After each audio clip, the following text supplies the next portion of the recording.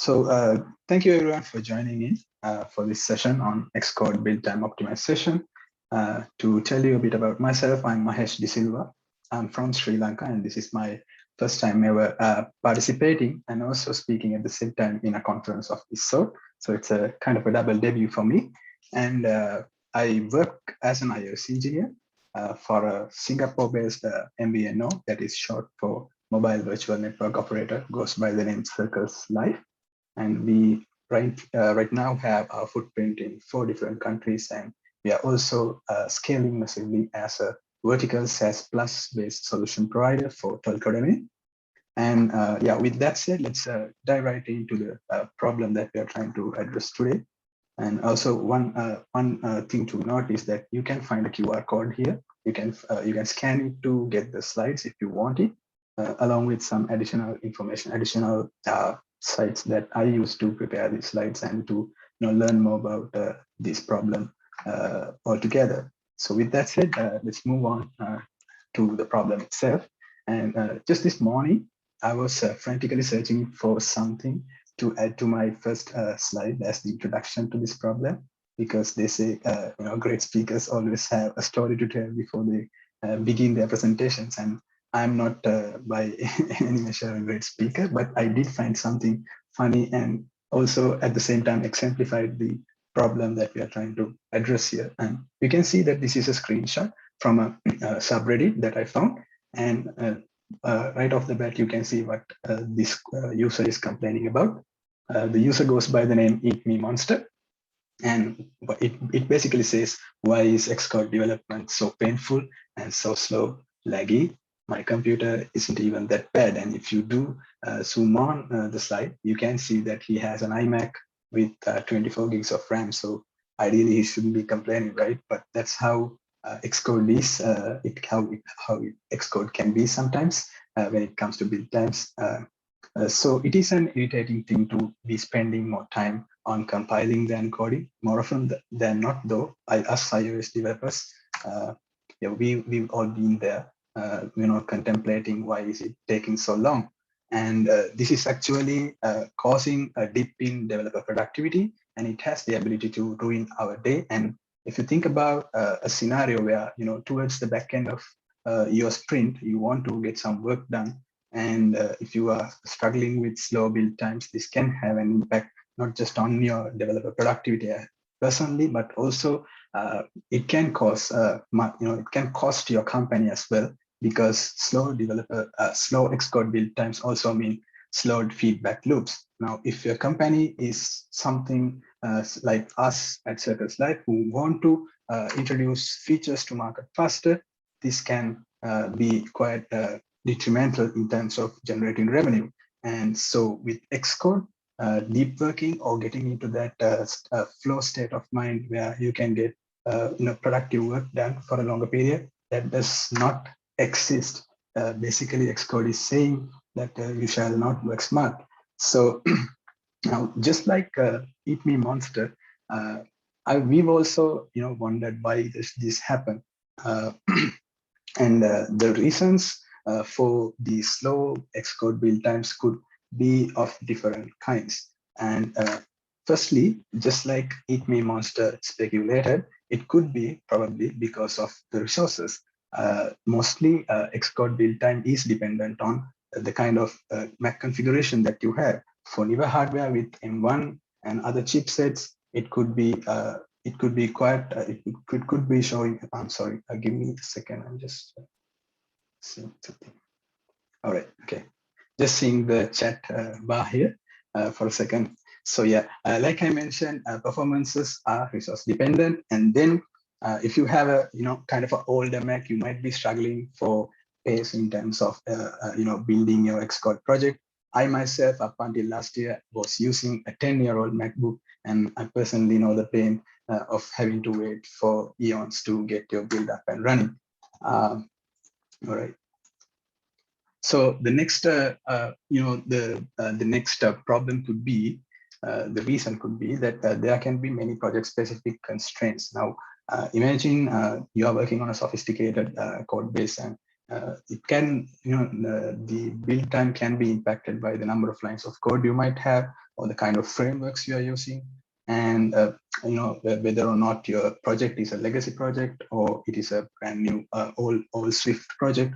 All these factors can have an impact on your build time. So for local machines, as well as running your build on servers, CI servers, dependency resolution also plays a very important part, because it can take too long for your dependencies to build. And as we'll discuss as we move along, you'll know why exactly this dependency resolution is taking longer. So with that said, let me also quickly tell you a bit of statistics about our iOS application at Circles.Life. So clean build in our local machines is taking around an average of 12 minutes now. Now this used to have around 16 to 17 minutes during the towards the beginning of this year, but we've been approaching this problem quite aggressively, and we've been refactoring our code base, modularizing our code base aggressively, and now we are seeing we are reaping the benefits of that already, with 3 to 4 minutes of clean build time shaven off our Xcode build time already. Now, incremental builds, of course, this depends on the kind of change that you are making. Now, and it also varies around 1 to 3 minutes. But the problem we have right now is the Bitrise CI build. It's taking close to 30 minutes for us to push a build to our QA folks, and this is something that we are trying to cut down, at least to get some manageable of around 15 to 20 minutes maybe. So with that said, let's look at how we can boost our Xcode build times. There are many different ways to it. We can attack this problem in many different ways, different directions. And for this session, I have outlined it under 3 different categories. Firstly, let's look at how we can improve the overall build efficiency using the Xcode build settings that come out of the box. So under that, let's try to optimize some of these settings, and let's also try to look at optimizing the SwiftLint implementation that most of us programmers use in our Xcode project to lint our code. And then, as the second step, let's try to find out the ways in which we can try to reduce the rework that is needed when you're making an incremental change to your project. Now, under that, first we'll have to time our Xcode builds, and then we'll discuss about how important modularization is in your code base, and also what kind of an impact reducing Objective-C to Swift bridging headers has on this build time, and then also reducing complex Swift expressions, because the syntactic sugar that comes along with Swift can also cause an overhead on your compiler without you even knowing. So if we do end up having a bit of time left, I'll also walk you through some of the steps that can be taken to reduce the build time on your CI service as well. That involves the concept of caching your remote dependencies. So to begin with, let's go to optimize. Let's check out the Xcode build settings that we can optimize out of the box. The first one is to set your compilation mode to incremental mode on your debug configuration, so that Xcode is intelligently able to detect any incremental changes that you make and recompile those files only. Now, for optimization level, you can choose no optimization on debug builds, because you already have other verbose loggers, and debugger is attached to your debug build. So there's really no point in optimizing your debug builds. Keep it for your release configurations.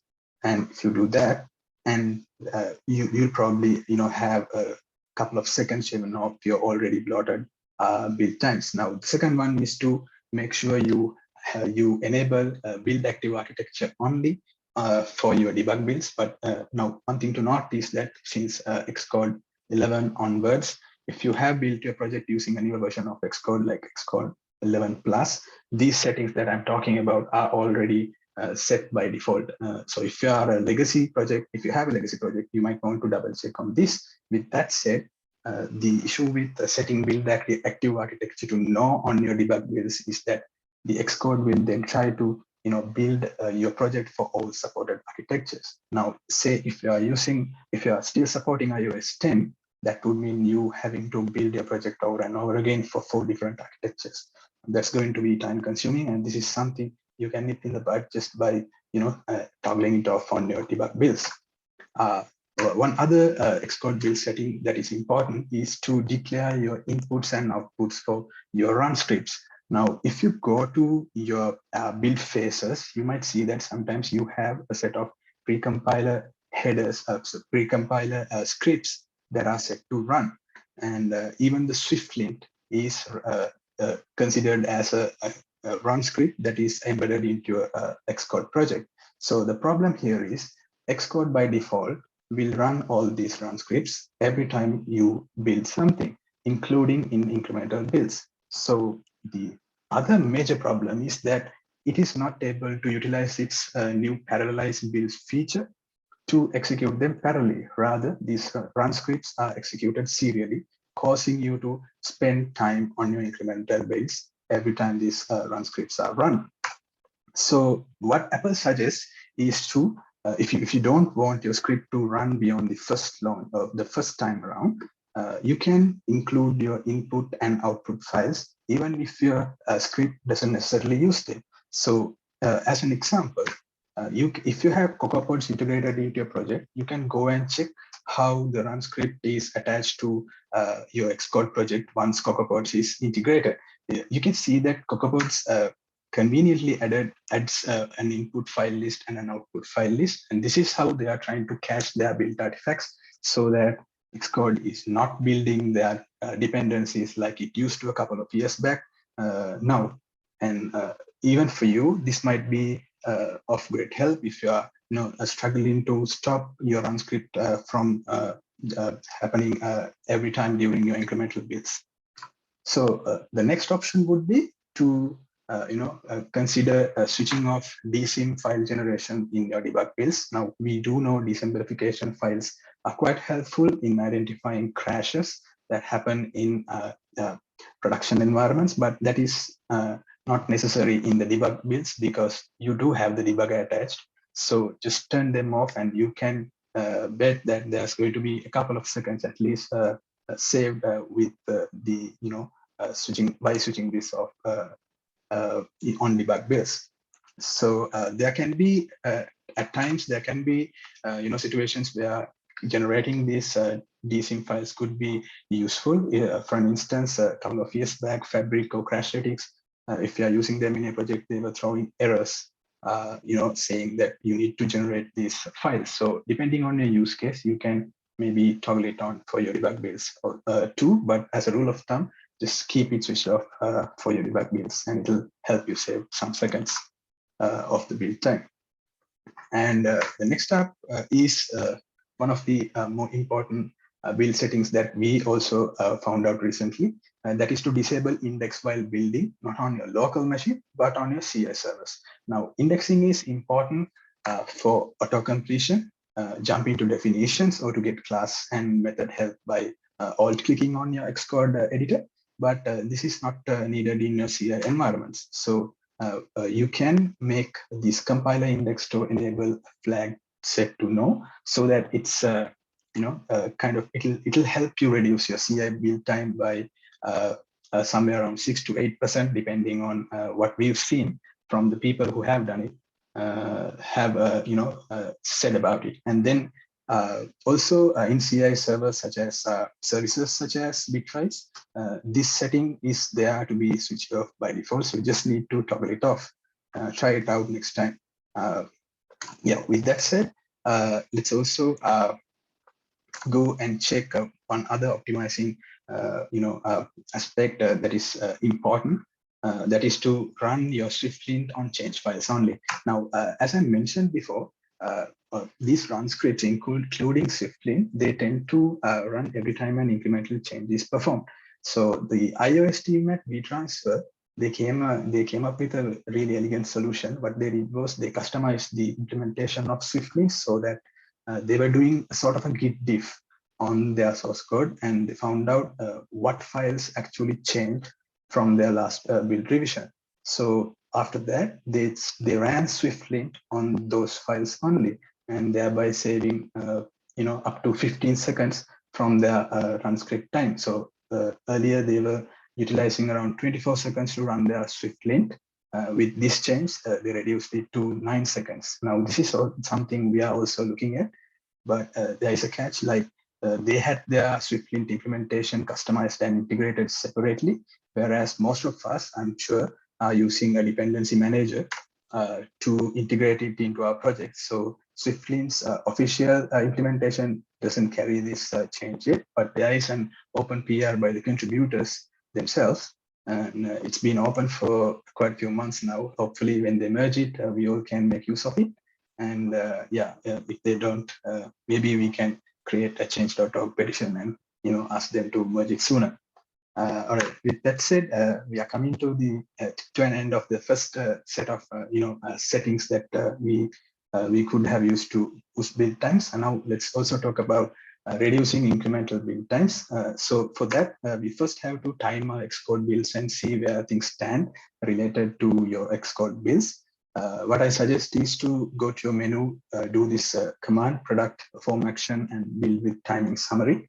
Once you do that, you are able to see a summary of your build times with a breakdown of which build processes happened and the kind of time it took for them to finish. Now, if you see here, you can see that the compile C operation at the top has taken 1035 seconds, whereas if you look at the bottom, you'll see that the build succeeded in 360 seconds. So this is because Xcode's new build system is making use of the parallelized build feature. So if you have your code modularized well enough, it's able to run these jobs in parallel, thereby saving time. Now, this is important. This is why it's important that you modularize code as much as possible. And when you talk about modularizing your code, the goal here is to avoid recompilation unless it's really necessary. So now, if your code is tightly coupled, that's bad news, because then the compiler will have to keep regenerating its dependency graph on every incremental build. And how the Swift compiler works for an incremental build is, if there is a change in the function body, it'll probably not consider it as significant enough to recompile the dependent files of this modified file. But in the event that you add something new to your file, since Swift is a file-based system, if you add something new like a function, a struct, or an extension, then you're out of luck. The compiler will rebuild all kinds of dependent files of this modified file. Now, even when it comes to modules that are communicating across, and the change in dependency frameworks will also allow a compiler to recompile the entire container app. Now you can see how tedious this task is. Now that is why a greater emphasis is put on modularizing your code base. If you have your internal dependencies and external dependencies modularized as much as possible, like the diagram that you see in the right side of the slide, you might be able to make use of Xcode's parallelized build feature to a great effect in reducing your build time. Now, one other thing that I have to mention is about the Objective-C to Swift bridges. That's also playing a major role in determining the compile time of your application. See, when Apple introduced Swift, they also came up with seamless interoperability between Objective-C and Swift. And through this, we were able to access Objective-C interfaces in Swift and vice versa. So how they did this was they introduced this bridging header to access Objective-C properties from the Swift side of the things, and then a generated header to access Swift properties and functions within your Objective-C code. If you remember earlier, I showed you a build timing with summary, which had compile C job first and then compile Swift sources second. Now that is in an ideal world, that's how the compiler works. It will first build Objective-C files and then it will start building the Swift files. But the problem is, if you have a lot of cyclic dependencies between Objective-C and Swift, this can cause the recompilation of the abstract syntax trees unnecessarily. Now, if you look at the diagram here, imagine that you have a lot of cyclic dependencies between Swift and Objective-C. Now, instead of the two-step process, we have a five-step process here to build your code.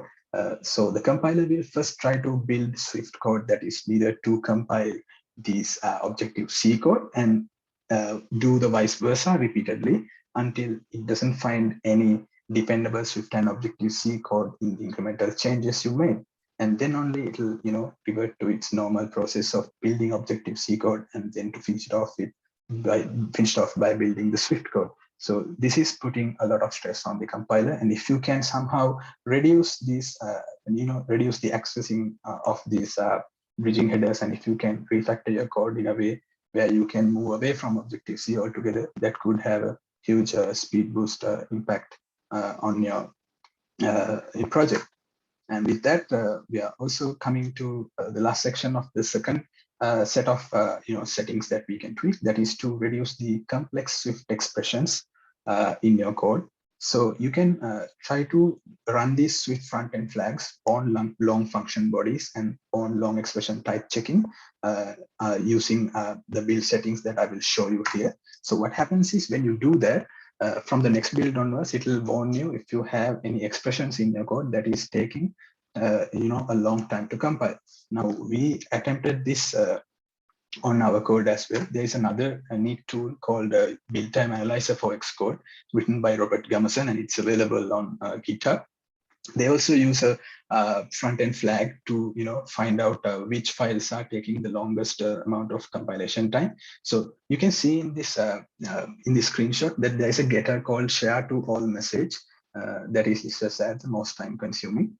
And if you look at the particular code block in question, you see that there is a warning that says share to all message is taking 1,700 milliseconds to type check, whereas the threshold is only 100 milliseconds. So upon a closer look, you can see that even though it is a seemingly simple one-liner, you have several different things happening in this code. You have optional chaining there, and then you also have the nil coalescing operator trying to work out whether these properties have a nil value or not.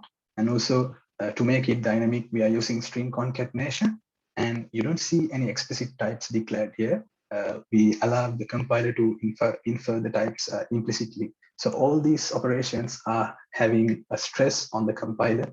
And when we refactored our code to use guardlet instead, because apparently it does have better performance of optional chaining, and we also declared the types explicit.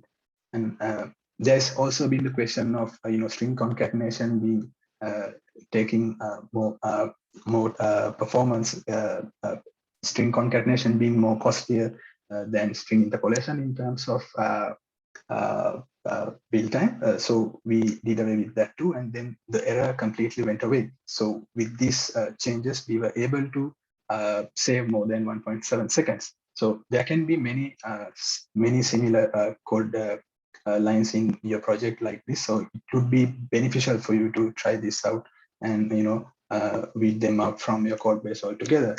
And with that said, we've come to the end of the second session. And I do see that we are 2 minutes over our time already, but if you don't mind staying back, I can tell you about the reduction of CI build times as well in 2 or 3 minutes. That's okay. So when you talk about CI build times, let's first talk about what we are trying to cache here. We are thinking of caching external dependencies. So mostly when we say dependencies, they are external dependencies in our Xcode project. So we are using either CocoaPods, Carthage, or Swift Package Manager as one of our dependency managers. So if you see this comparison done by the iOS developer Xavier Longmiller, you can see that even for a brand new project, so basically what he did was he used 10 most used frameworks integrated into a project using all these 3 dependency managers. But what he realized was that dependency resolution was taking the most amount of time. Even though Carthage is able to give you the time back in the subsequent builds through lightning fast clean builds, this is not possible in a CI environment, because when you trigger a CI build, every time you are getting a completely fresh virtual machine to run your build. So the cached artifacts and everything in your derived data folder are gone. So the compiler will have to keep rebuilding using the source code, and that is a problem. So to alleviate this problem, the concept of caching external concept of caching your dependencies has come come as a promising solution, and it's been already used in a lot of tech companies out there. The idea is to first try and see if you already have these artifacts, saved in a cache repository, and if you don't, build it for the first time and then try to deploy them back into your cache repository, so that the next time your build is triggered, even though you are getting a brand new virtual machine, you can still access your build artifacts from the repository. And instead of compiling your code, you can just use them to make your builds faster. And there's this problem, though, however, that there can be these instances where cache poisoning might come into effect. So what that means is, something could be changed in between the builds that you are running. So there are, more steps involved in making sure that the kind of external dependencies version that you are trying to build is the same one that you have, saved in your repository. But these are smaller steps, but because you can actually solve this out, but the gains from caching your dependencies so huge, you cannot look the other way. All right. So with that, let's talk about one of the caching plugins that is available for Carthage, that is ROM, which is written in Haskell. It's an open source tool that allows you to cache artifacts built by Carthage into either a local folder in your machine or to an Amazon S3 bucket by default.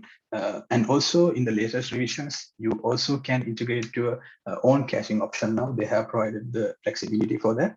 And Spotify used this to good effect a couple of years back, and they managed to reduce their build time by a whopping 50%. And now this is really interesting and also encouraging. And for CocoaPods also, there is this cache plugin called CocoaPods Binary Cache, which is maintained by Grab, the ride-hailing app in the Asian market. So they are also using CocoaPods Binary plugin that was there for a while under the hood, and they try to replace the source code in the pod target with pre-built frameworks. And you are able to define a repository. It could be a Git repository, and this is something I'm experimenting right now, and I'm also seeing how easy it is to integrate it to a local, Bitbucket repository of our own. And from the results they have shown for their demo project, you can see that they were able to drastically reduce their CI server build times of their Xcode projects using this technique. And you might ask that why stop at external dependencies? Why can't we stop? Why can't we cache internal dependencies as well?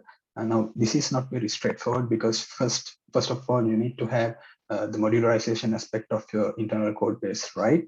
And you also have to take it based on the project requirements as well. There can be instances where making binaries out of your internal logic might not be the most suitable case, but yes, you can do that. And Skyscan Engineering actually did just that. They went ahead and tried to cache their internal and external dependencies. And what they found out was, when the cache hit rate was high, they managed to reduce their build time by another whopping 55%. Now, this is quite awesome. This would mean if Circles.Life were to get something like this, we would be looking at reducing our CI build time to something less, something around 10 minutes or even lesser. That would be awesome. And even Uber has done something similar in terms of caching internal and external dependencies, although they are using monorepo approach with Bazel. So they have completely sort of ditched Xcode altogether. Yeah, so with that, we are coming to the end of our session. Let's quickly recap what we went through, what we learned today. Just use the optimization settings that are provided by Xcode out of the box. You discussed 6 different settings. You can go and try it on your project and see how it impacts your build times as well. And also double down your efforts on modularization, because this is the surefire way to reduce your incremental build times. And yeah, future-proof your project. You can use those front-end flags I spoke about to, preemptively identify and correct your complex expressions within the code project. within the Xcode project, so that you won't be even merging, problematic code into your repository in the first place. And yeah, just try to keep your Swift expression simple. I'm not suggesting that you do away with Swift's very expressive syntactic sugar. Just whenever you find that the compiler is taking a stress, though, you might want to make things simpler. And on the CI front, the option is to obviously go for caching of your dependencies. The more you cache, the more speed gains you might have on the Xcode build time front. And with that, I hope you'll spend less time compiling and more time writing code if you get it right. And hopefully that will also improve the productivity and, something like less trips down YouTube rabbit holes when you are waiting for the build to finish. This is something that happens to me often. And hopefully you are able to your flow state for longer periods of time, maintain your flow state for longer periods of time. And yeah, with that, I'm ending my session. Thank you all for joining. And if you do have any questions, please let me know. And you can also post in the channel. I'm really sorry that I took a little more time than the stipulated 20 minutes, but I hope it was worth it for you. Thanks again.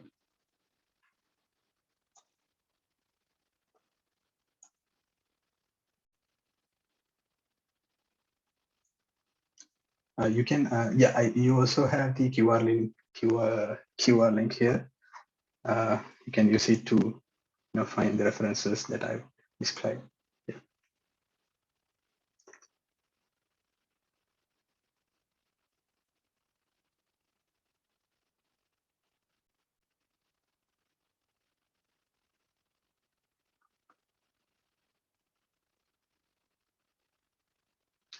Thanks for the comments, guys. I wasn't looking at the comments earlier, but right now I'm trying to scroll up and see it.